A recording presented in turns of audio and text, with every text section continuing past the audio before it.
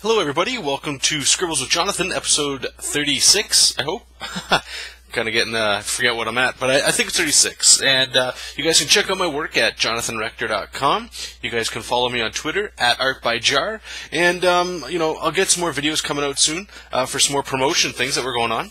And now that I have you guys, I definitely recommend you guys go to jonathanrector.com, click on blog, and right at the top, there's the standard comic contest that's going right to the end of October. So if you guys are interested, give it a check, see what you get. There's some pretty cool prizes there, and the entry level is pretty low, I think anyway.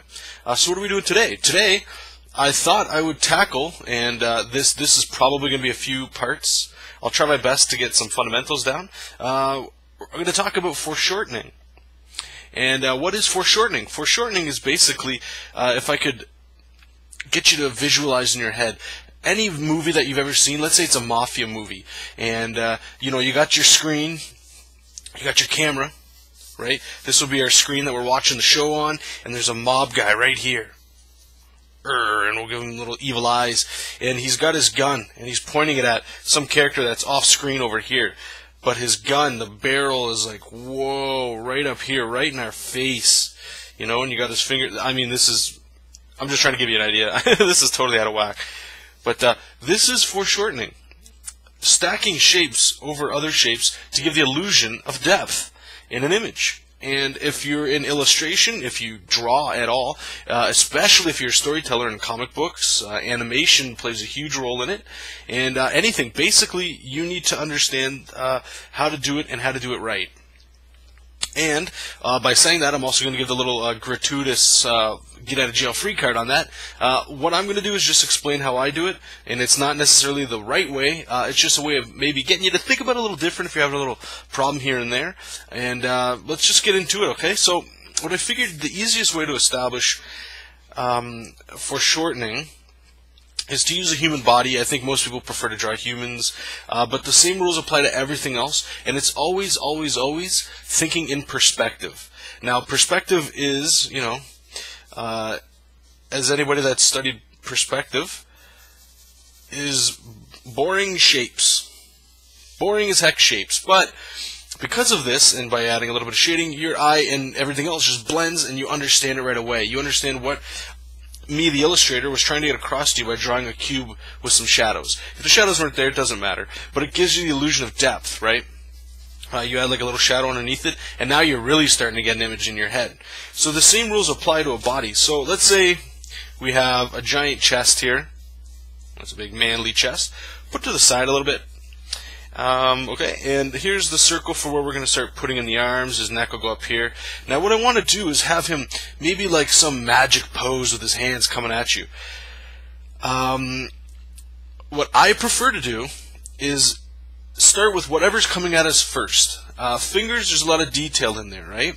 So what I would probably do is do the hand first, okay? So we'll put it up here just so I have some room to throw everything else. So whatever's closer to us has to be bigger. Has to be bigger. Okay, so we'll say that's the hand. And I know it's going to look a little weird right now, but I'll try to break it into a perspective here for you. Okay, so here's where a finger would go, finger, finger, finger, and we'll put the thumb over there. And I'll just quickly toss in the sausage fingers right now. And they don't look like much. It doesn't look like much right now. But this is where you'd go over with line weights and stuff and really thicken them out. Get your perspective in here. And when I'm saying perspective, what I mean is rounding these forms out. This is a giant tube. Each finger is a tube, right? And you have to understand that concept, especially when you're working with this.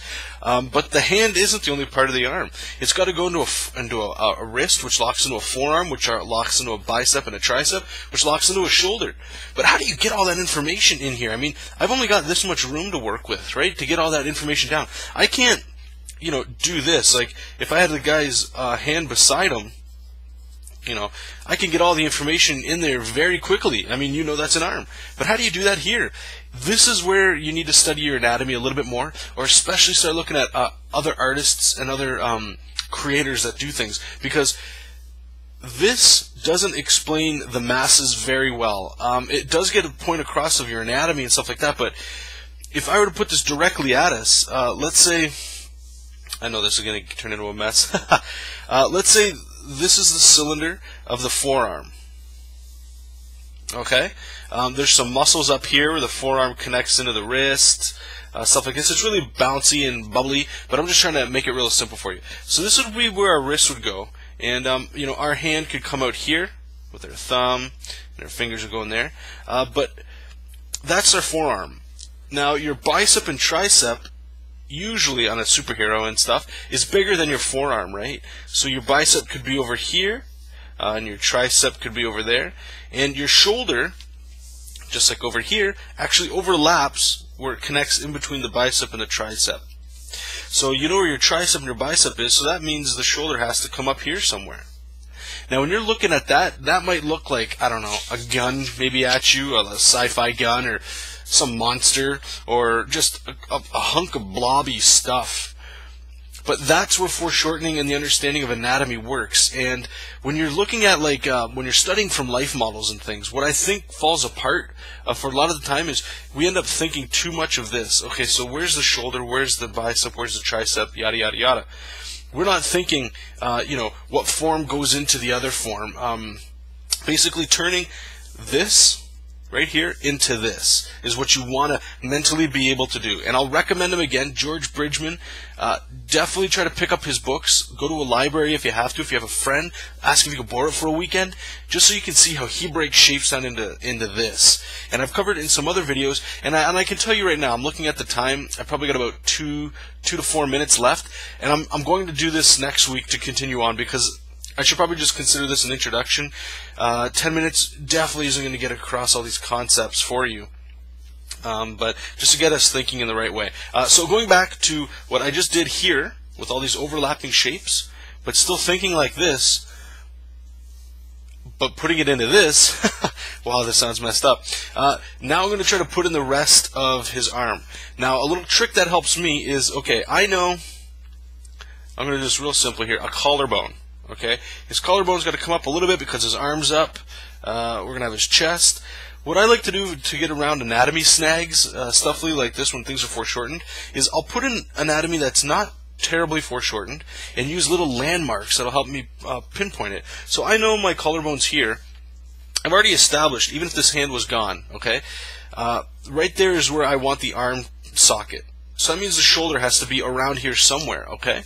So if I were even just lightly guesstimate where a shoulder would be, you know, okay, well, my shoulder's got to be there. Your shoulder connects into your collarbone here, into the pec, kind of overlaps in there. The bicep has to come under here somewhere. You know, it's not a terribly huge muscle, but what I'm missing fundamentally is the forearm. And the forearm is really what's going to sell that.